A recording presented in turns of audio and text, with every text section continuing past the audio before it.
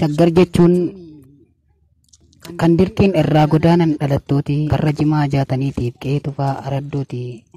Piyaasaa yaa lafa qomoo waggaa dhibbaa diinni kanaaf taate haa'ee Oromoo jibbaa. Birbirsa gooroo fi tuullaan goda gamsaa kanaaf jecha diinni dullaan na adamsaa. Waan sitti maana dhagayi Oromoo koo waggaa 150 qomoo koo qarshii xiqqoo natti kennuun na fageessan gowwoomsanii qe'ee korraa na gaggeessan.